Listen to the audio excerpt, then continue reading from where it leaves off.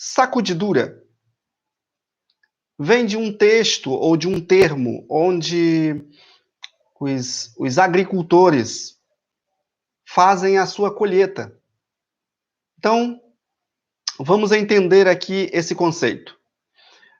Quando a Bíblia apresenta colheita, e em muitos momentos a Bíblia está falando sobre colheita, por quê? Por que é necessário a Bíblia falar de vez em quando em colheita?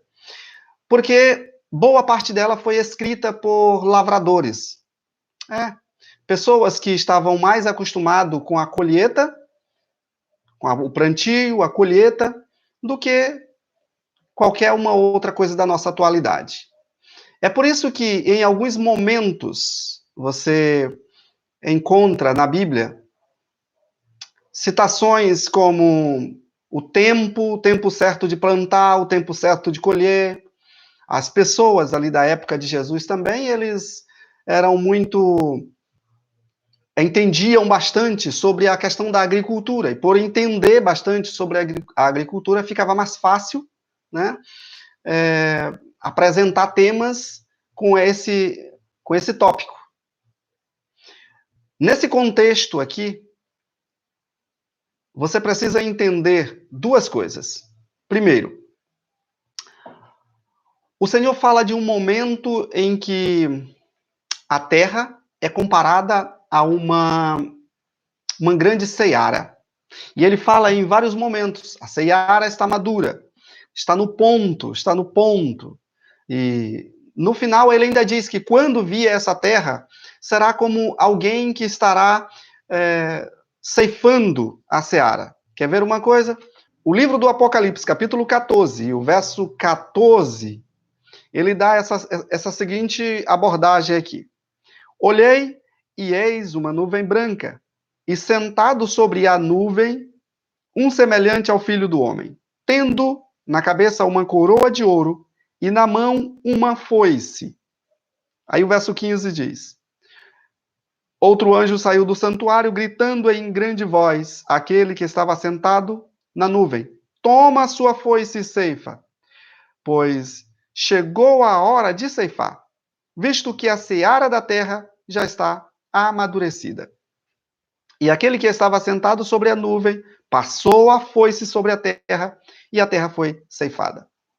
Entendeu?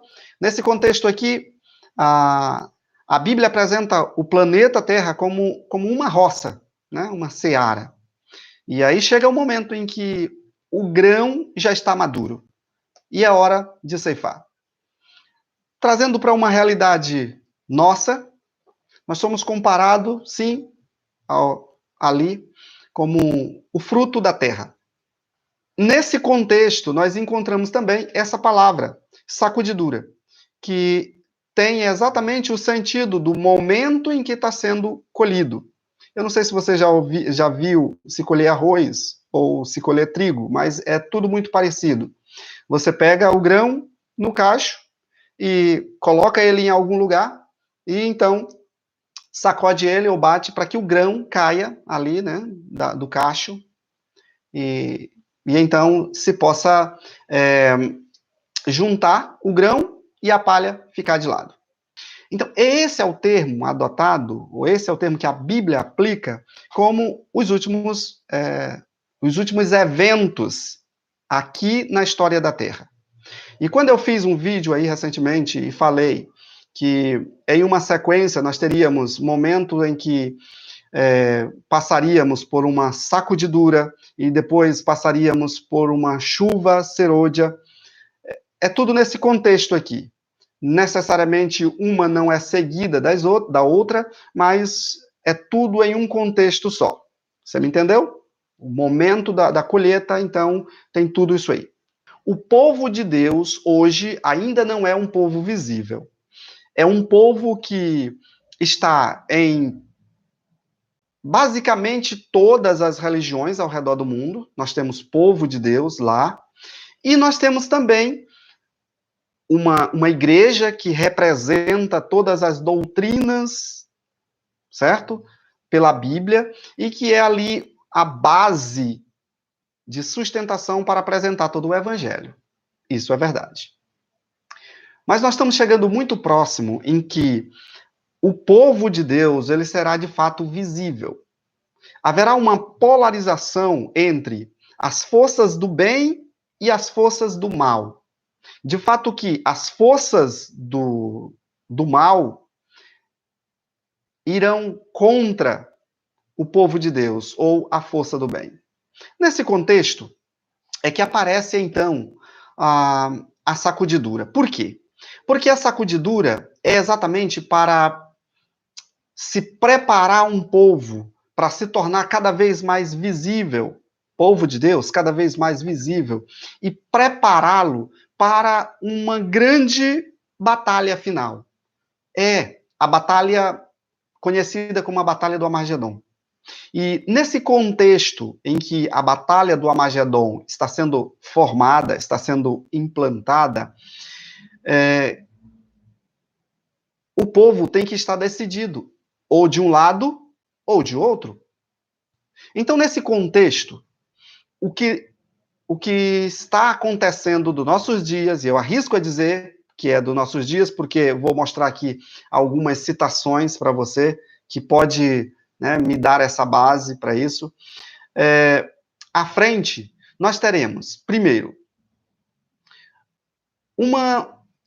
um povo sem medo de apresentar-se como povo de Deus.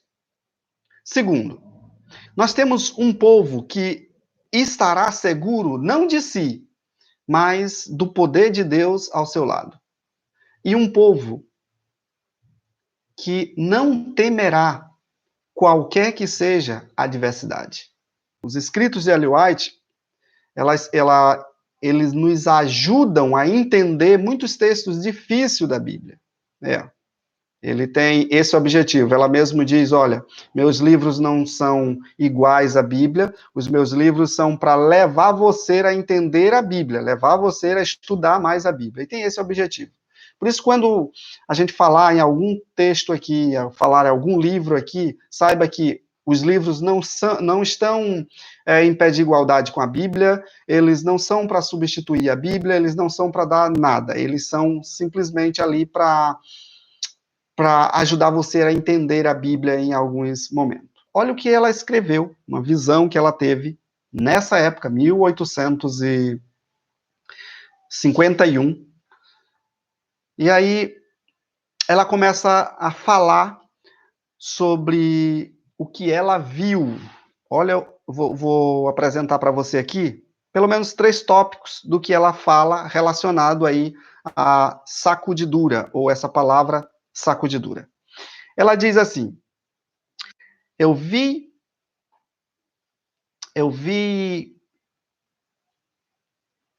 alguns com fortes fé e clamores agonizantes a lutar com Deus. Seu rosto estava pálido e apresentava sinais de profunda ansiedade, que exprimia uma luta íntima. Firmeza e grandeza de favor mostrava-se no seu rosto. Grandes gotas de suor lhe caía da fronte. De quando em quando se humilhava o semblante com os sinais de aprovações. E novamente o mesmo aspecto severo, grave e ansioso lhe voltava. O que ela está apresentando aqui é que durante um certo período, o povo de Deus ele estava nessa posição aqui, clamando. Eles estavam, sabe, pedindo ajuda do céu. E essa ajuda aqui era em várias circunstâncias. Porque enquanto eles faziam isso, enquanto eles clamavam, ela também viu anjos maus que rodeavam, projetando trevas sobre eles para excluir Jesus da sua vida e para que eles se voltassem olhando para as trevas e então murmurar e duvidar contra Jesus. Tudo que Satanás quer é que você duvide de Jesus. E aí o detalhe é que ela começa a narrar, né, a cena que vai seguindo, e olha só o que acontecia. Alguns não se preocupavam com essa inquietude. Ou seja, não se preocupava em, com fé, se ajoelhar, orar, buscar a Deus, para se limpar a sua vida, limpar todas as arestas de sua vida. E aí, então, eles paravam, ficavam descuidados, não se encontravam em trevas. E era exatamente nesse momento que densas trevas começavam a cercá-los. E aí, então, ela viu os anjos de Deus apressando por todos os lados e procurando afugentar as trevas e procurando auxiliar aqueles que buscavam a Deus. Mas os anjos abandonavam os que não faziam esforço nenhum para estar junto ao Senhor. Entenderam? Aqui havia uma luta aqui entre esse povo. Eles buscavam a Cristo, enquanto um outro achava que não tinha problema nenhum, não tem perigo nenhum. Não, tá tudo bem. Tem nada, não tem preocupação nenhuma. E então as trevas começavam a rodar, ou seja, os anjos maus começavam a circular. Por um determinado momento, o anjo do Senhor ainda vinham e jogava esses anjos para fora, mas depois eles se saíam e deixavam então estes sobre sobre os comandos de Satanás. E daí ela perguntou, quando ela estava em visão, ela perguntou: por que isto? Por que de uma sacudidura? Qual eram os objetivos? O que isso significava? E aí é um dos primeiros momentos que ela usa essa palavra aqui, sacudidura, porque ela descreve como se fosse mesmo uma sacudidura. Veja, as pessoas buscando a Deus, e elas buscavam, e aí as outras já se deixavam ir. Olha o que foi dito para ela. Ela diz: eu perguntei o que significava essa sacudidura. E aí foi me mostrado que era determinada, olha só, isso era determinado pelo testemunho direto do conselho da testemunha verdadeira à igreja de Laodiceia. Quando você vai para a Bíblia, lá em Apocalipse capítulo 3, você vai encontrar uma igreja, ou a igreja de Laodiceia, como sendo a última igreja. Mesmo que a mensagem a ela se aplique a todos os outros, ela é de fato a última igreja. O grupo que é considerado aqueles que serão um dia transladado, ou transladado, sem ver a morte. Entendeu? Nesse contexto aqui, ela diz que isto se tornava uma realidade mais vívida a partir do momento a partir do momento em que a vinda de Jesus se tornava mais próximo. E aí ela diz, né? Ela diz aqui: alguns não suportaram essa testemunha direto, levantando-se contra eles. E isto é o que determinará a sacudidura entre o povo de Deus. O termo aqui, sacudidura, é da pessoa para com a pessoa, ou seja, será eu buscando abandonar o meu eu. Entendeu? Essa é a mensagem de Laodiceia. A mensagem aqui apresentada por Laodiceia é: olha, você acha que é isso, mas você não é. Olha, você acha que pode ser isso, mas você não pode. Olha, você acha que não precisa mais de ninguém, você precisa. E aí ele diz: olha, eu espero que de mim você compre o ouro refinado, né, o ouro, a fé, o amor, que de mim compre as vestimentas brancas. O que é as vestimentas? As minhas ações é basicamente nada, sabe? As minhas ações, eu não sou salvo por aquilo que eu faço. Eu sou salvo pela graça de Jesus, entendeu? E o fato de que a testemunha aqui, da Laodiceia vem a mim e diz assim: olha, cuidado, você precisa de amor, você precisa de Jesus. As tuas vestimentas, elas estão em Jesus.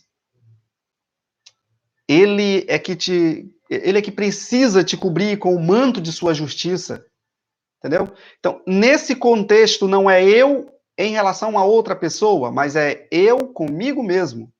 Então, assim, se você acha que é o momento de você buscar a Deus sem te preocupar ou sem esperar pelos outros, o momento é agora. No mesmo contexto aqui, ela diz assim, ó: vi que o testemunho da testemunha verdadeira não teve a metade da atenção que deveria ter. E aí ela diz assim, oh, tempo tão solene, ela faz aqui um comentário, tempo tão solene, e as pessoas desperdiçam. Agora, veja só, isto foi escrito para uma época, 1851, tá? 1852, uma época que há muito tempo atrás e que se esperava que o Senhor viesse naqueles dias próximos.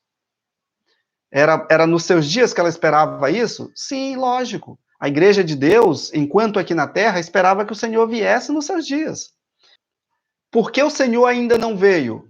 Bem, aí você pode ter algumas respostas, como a de 1 Pedro, ou 2 Pedro, capítulo 3, verso 9. Pedro já na época, o povo da época de Pedro esperava. Aí Pedro disse, olha, o Senhor ainda não veio porque ele é amoroso, ele é amável, ele espera que todo mundo se converta dos seus caminhos. E ele está esperando. Entendeu? Nessa época, ele já esperava. Aí depois o anjo chamou ela, e aqui ainda né, na mesma visão, o anjo chama ela e diz assim, ó, escute. E ela olhou para algum local e ela então viu uma grande orquestra, né? Muita gente trocando seus instrumentos musicais, e ela disse que a música era fantástica. E então, essa grande orquestra, com uma melodia santa, bonita, ela começa agora a ouvir o que vinha daquela sinfonia, né? Ela disse que era uma coisa muito sublime, ela descreve como uma coisa muito sublime. Então, ela disse, olha. E aí ela olhou. E aí no grupo, que chamou a atenção dela no grupo, né? Foi que algumas pessoas, olha aí, ó, ela diz assim, a minha atenção foi dirigida ao grupo que eu vira e que estava ali fortemente sacudido. Então, veja, ela compara o grupo todo como se fosse uma orquestra e diz que, nesse momento, que é como se a orquestra estivesse fortemente sacudida. Multidão de anjos guardavam aqueles que estavam ali. E outros que estavam com armaduras da cabeça aos pés ajudava. E tudo ali estava em perfeita ordem. Ou seja, os anjos auxiliavam todo mundo e estava tudo ali numa perfeita ordem. Só que, contudo, os rostos de alguns começavam a ficar pálido. E aí ela cita aqui que, ao serem sacudidos, alguns deles eram arrojados fora do caminho, e outros vinham e rapidamente tomavam o seu lugar. Anjos maus se agrupavam ao redor daqueles que saíam fora do caminho, e eles não mais podiam voltar. E aí ela, nesse contexto aqui, ela diz uma coisa assim que eu fico muito pensativo. Pensa comigo. É um momento em que todo mundo está dando uma mesma mensagem, né? Todos estão apresentando sobre a volta de Jesus. E aí, de repente, tudo é sacudido. Ela diz aqui que ela ouviu os que estavam revestidos das armaduras, falar sobre as verdades com grande poder. Ou seja, as pessoas estavam ali falando, e aí alguma coisa chamou a atenção dela. Ela diz assim, ó, muitos tinham sido amarrados, algumas mulheres pelos maridos, crianças por seus pais.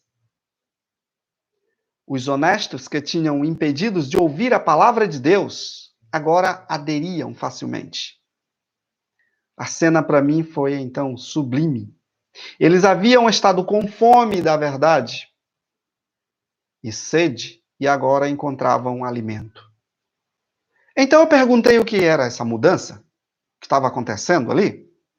E então o anjo disse: o que você vê é a chuva serôdia, ou seja, o refrigério, ou nesse contexto aqui, é o alto clamor da mensagem do terceiro anjo.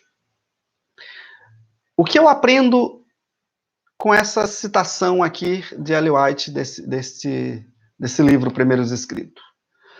Primeiro que há uma necessidade minha há uma necessidade minha de correção diante de Deus. Depois,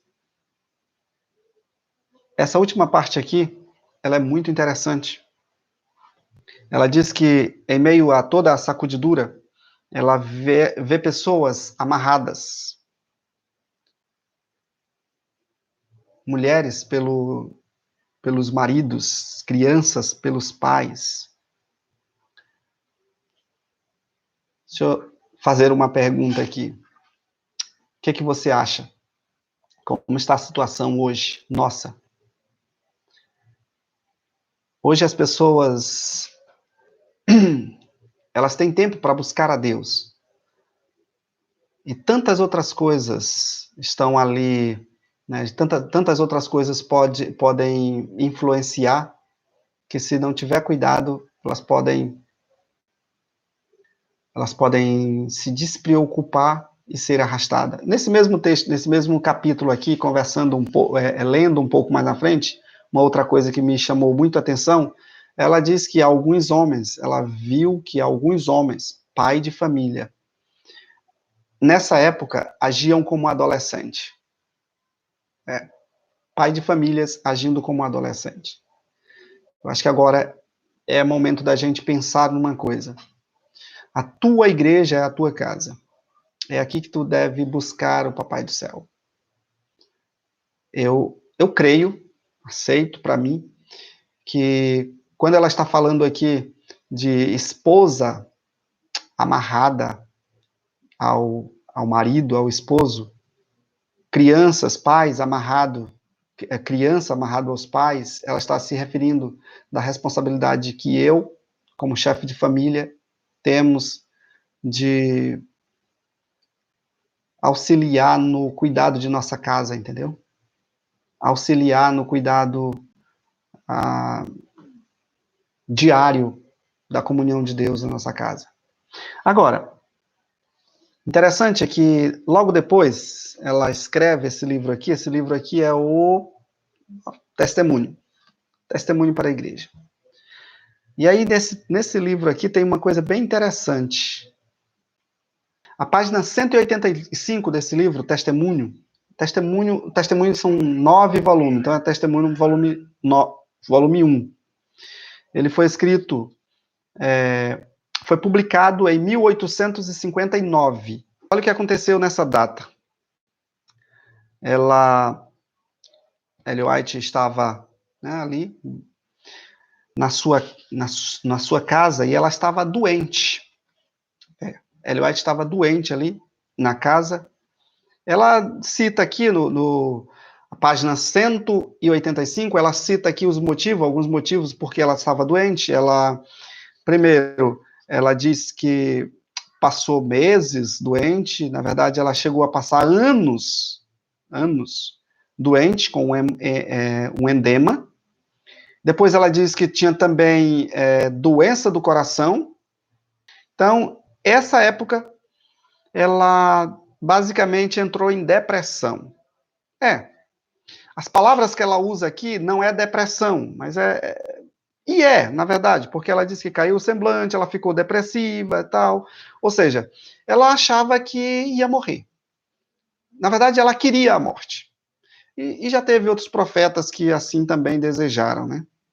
E ela diz aqui que quando isso aconteceu, ela tinha, sabe, vários pensamentos que vinham a ela. Primeiro, ela via que estava doente. Diz assim, ó, frequentemente, quando eu me retirava no meu descanso noturno, ou seja, quando eu ia para a cama, percebia que poderia morrer antes de amanhecer. Era o estado dela. E aí ela fala aqui de várias coisas que pesava. Ela diz, pensei que morreria por essa ocasião.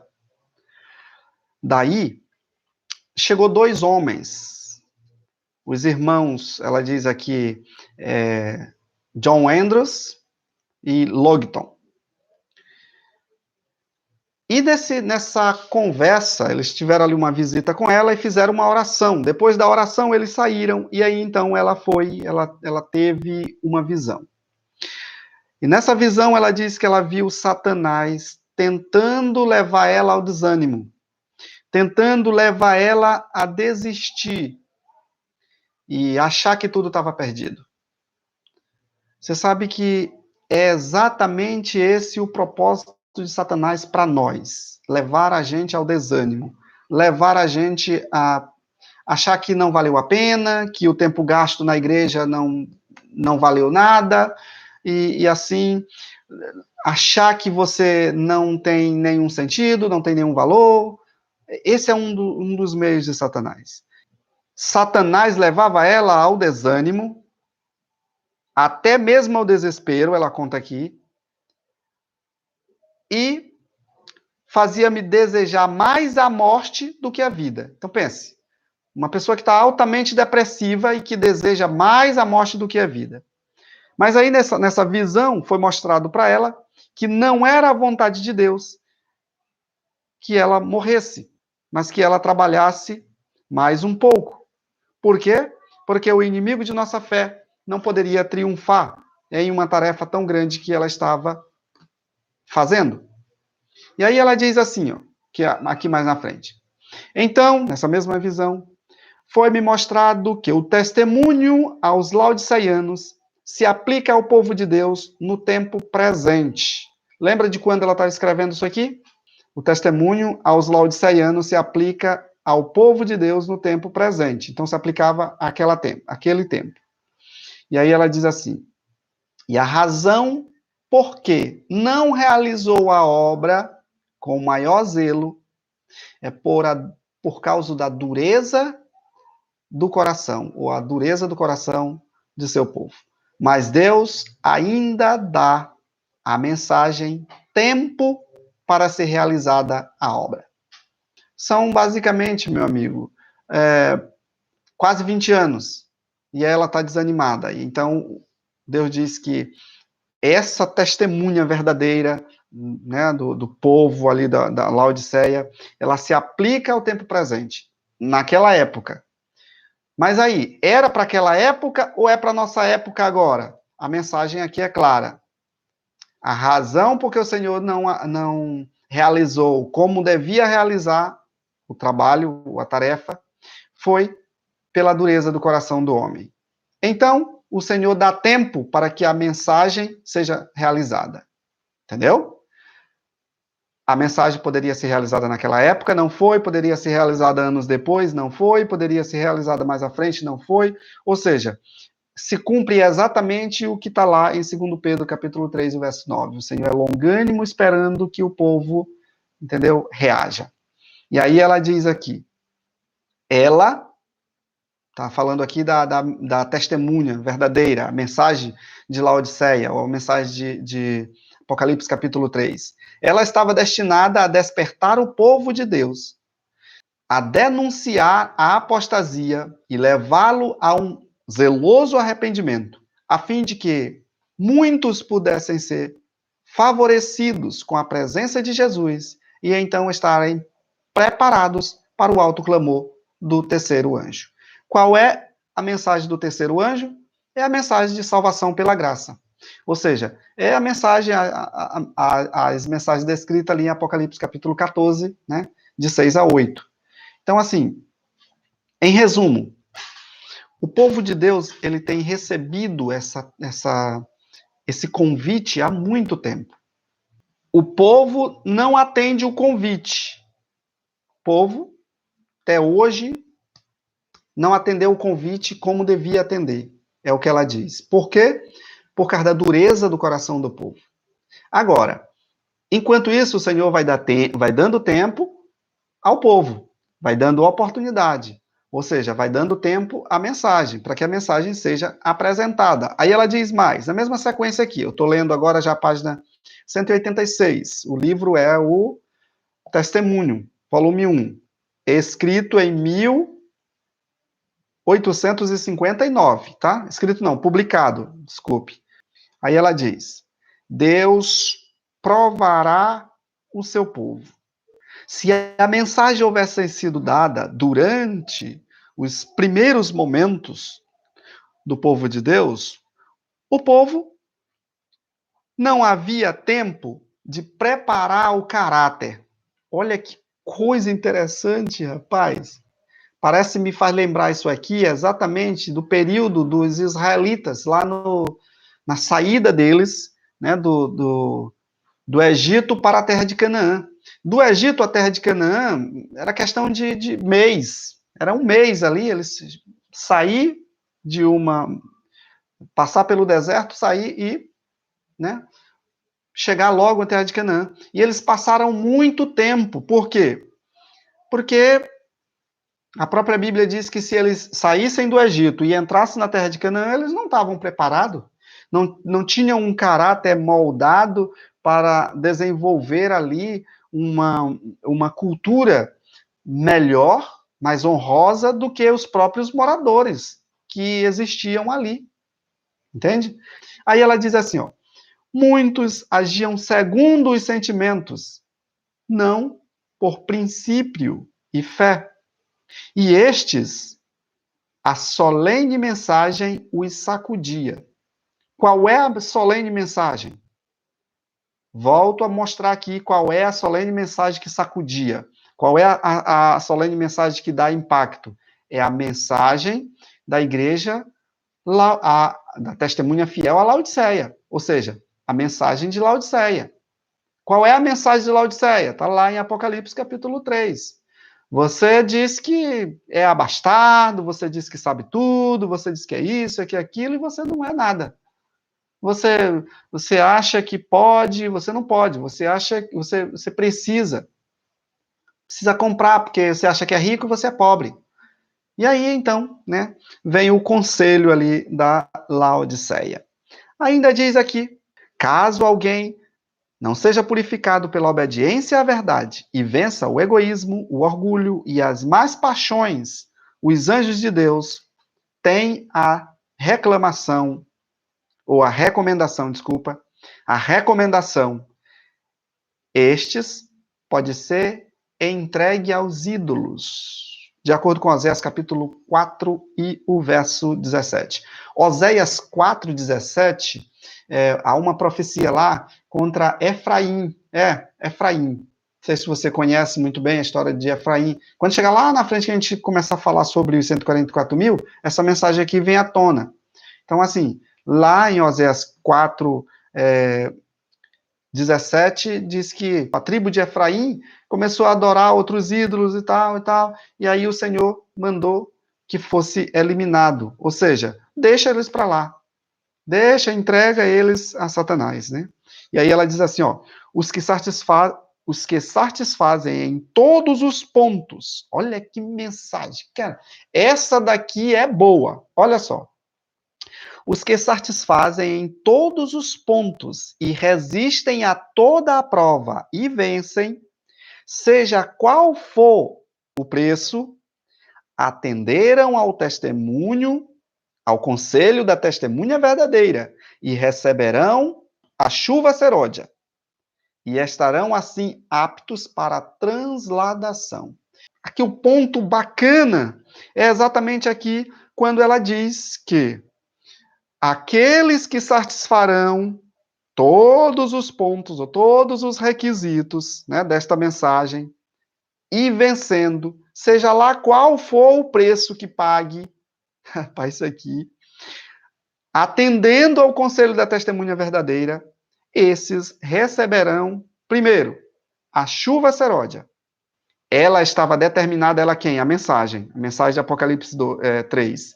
Ela estava determinada a despertar o povo de Deus e a denunciar a apostasia e chamá-lo ao arrependimento, a fim de que eles pudessem estar favorecidos com a presença de Jesus. Cara, o que eu preciso, o que você precisa nesse tempo difícil é estar com a presença de Jesus. E para estarmos com a presença de Jesus, precisamos, né, colocar fora o nosso próprio eu, né, sacrificar o nosso próprio eu. Como diz aqui, né, o conselho, sabe, vencer a prova, seja lá qual for o preço.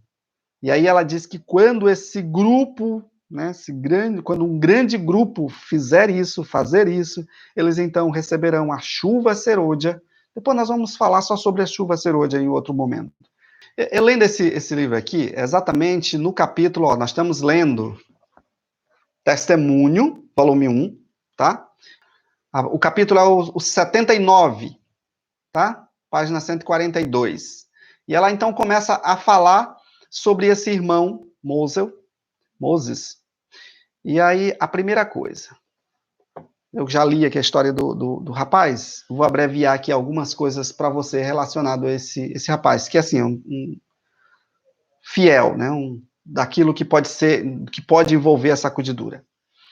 Ele era um pastor jovem, né? Se tornou um pastor muito jovem, e ele não tinha muita habilidade para administração financeira. Ele era um cara extremamente, né, assim, eloquente, muito bom de oratória. Mas o cara não tinha autocontrole e não tinha controle financeiro.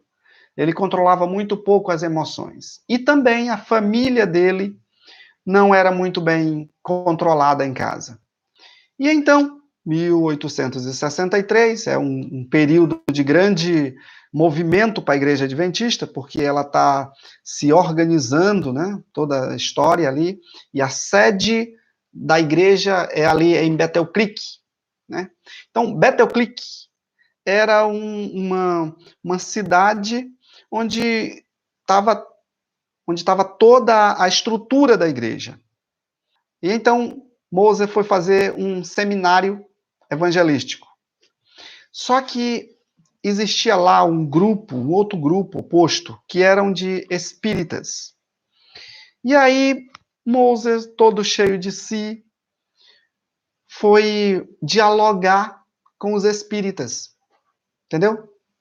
E durante um bom tempo que ele está ali dialogando com os espíritas, achando que ia converter e tal, algumas coisas foram faladas para ele que ele sentiu.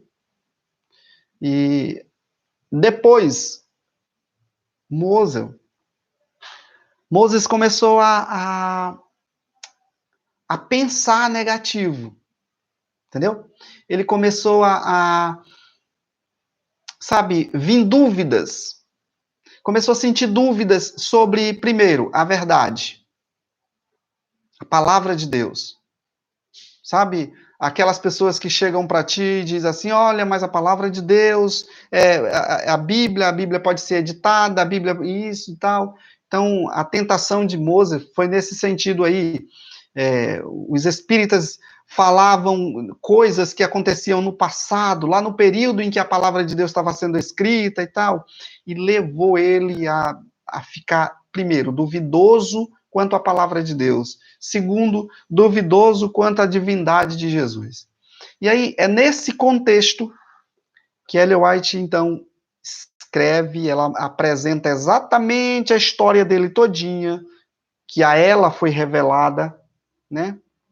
E então, ela dá uma declaração que às vezes a gente usa, aqui, por que eu estou falando a história desse rapaz? Porque a declaração tem que vir dentro do contexto, e eu estou contando para você o contexto em que essa declaração foi feita. Ela disse: vi que estamos agora no tempo da sacudidura.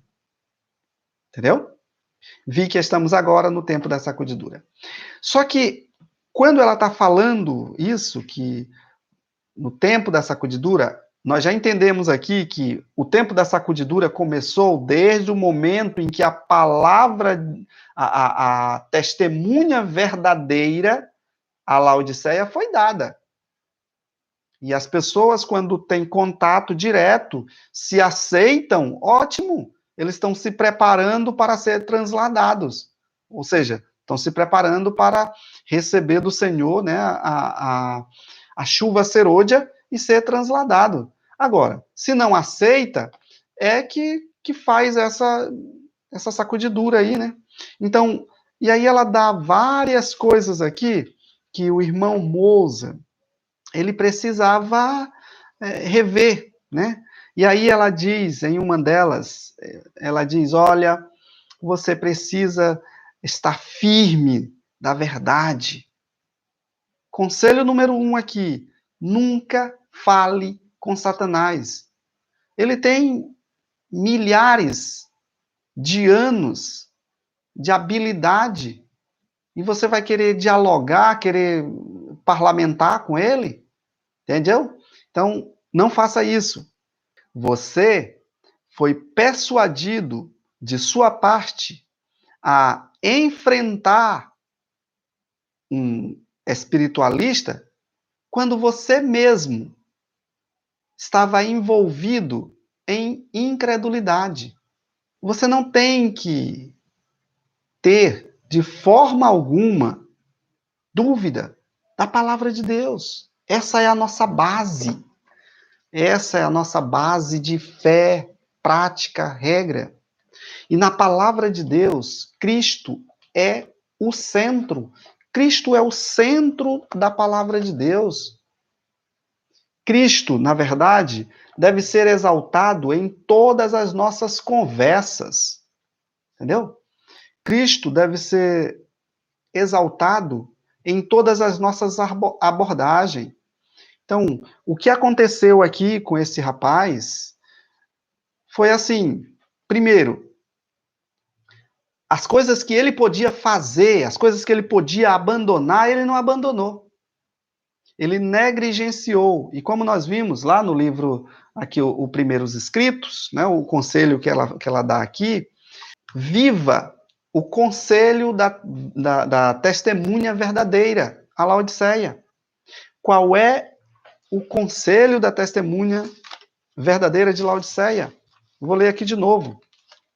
Capítulo 3, verso 18. Aconselho-te que de mim compre ouros refinado pelo fogo, para te enriquecer, vestiduras brancas para te vestir, a fim de que não seja manifesta a tua vergonha, a tua nudez, e também colírios para ungir os teus olhos. Texto aqui para nossa meditação. Testemunho, volume 1, página 187. Esse é o texto para nossa meditação.